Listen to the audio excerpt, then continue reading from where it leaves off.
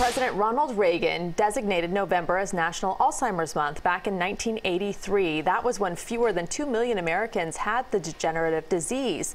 He would go on to get it too. And boy, have things changed. About 5.8 million Americans are living with Alzheimer's and other forms of dementia, as are thousands more families and caregivers. So joining us right now is Helene Berger. She's the author of a new book. It's called Choosing Joy, Alzheimer's, a book of hope. And Helene, thank you so much for being here. So many people dealing with Alzheimer's. I know I had to deal with it in my family, but I'm eager to hear your story because you dealt with it a little bit differently. Give me the background first. Okay, first let me thank you for being here. It is really an honor. This is a very unique story because it was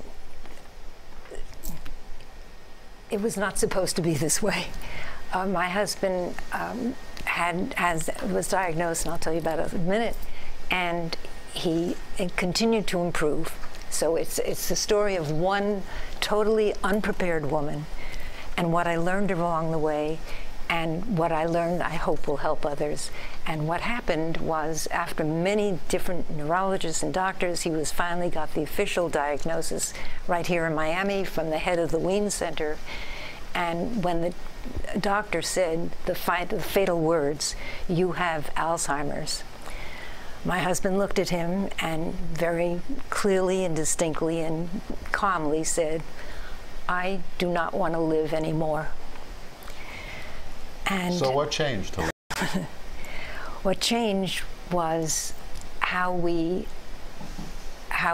dealt with it. Let me just say first that what was so unexpected, and I'm going to jump forward for a minute to his final night, unexpectedly his final night. And we took 17 friends out for dinner, and as a thank you, and he greeted everyone 6 years later, greeted everyone by name. Wow. And if you've been through the experience, yes, you know how rare that is. And when he sat down and made a toast thanking the guests, and a profound, clear, articulate toast, and two couples came and said the identical words, "Are you sure he has Alzheimer's?" So that's what the book is about. And now to your question, what did we do? The first year he went downhill with all the classic symptoms, the frustration and anger and rigidity and you name it, he did it. And I looked at this beautiful, gentle, kind, bright man, and I thought, what can I do? How can I thought it was a horror to see him fading. And the book is full of what to do, but the specifics of the main thing that I learned is that I could not change him, but I could change myself. And in a host of ways, I learned things that helped him progress. And some of the things, the book is full of it, but some of the things are, his mind was constantly engaged, constantly. And he had an exercise program, and there were charts on the walls to keep him comfortable. You did all the right things, even though you weren't prepared. You did all the right things. Yeah, and a lot of people, whether it's Alzheimer's or some other type of illness, a lot of people find themselves unexpectedly becoming caregivers, and it's a really difficult thing to deal with. How did you get through it? By a conscious decision. How can I help this beautiful man? And if I can give you an example of one specific. I had no help the first 3.5 years, but we had a wonderful housekeeper who came in 3 days a week, and I learned so much from her. So one day she comes into the bedroom, and instead of saying, she could have said, and I would have been thrilled, your breakfast, with a cheery voice, "Your breakfast is ready," and that would have been lovely. She didn't do that.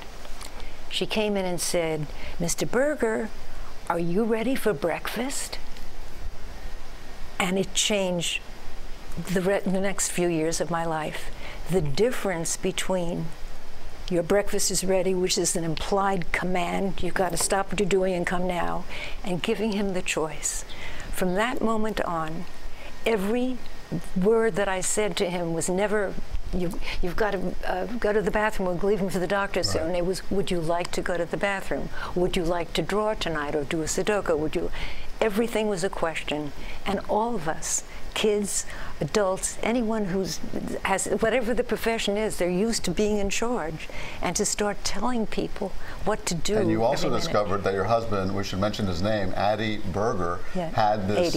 Adi Berger had this artistic skill that after all those years you were married to him, you didn't know. We have the book handy. We do, but we have some of those drawings we're going to show. How did that happen? That happened because one night I was constantly thinking, what can I do to encourage him? What can I do to give him a life? I came home after dinner. I put a new pad of paper and colored pencils and crayons, and I looked at him and said, draw something. And he thought I had lost it. Draw what? He had never drawn. His mother didn't even tell him the names of the colors. I'm serious. He was an engineer, and he drew floor plans, precise engineering. And I said, he said, what should I draw? I said, whatever makes you happy. Whatever makes you happy.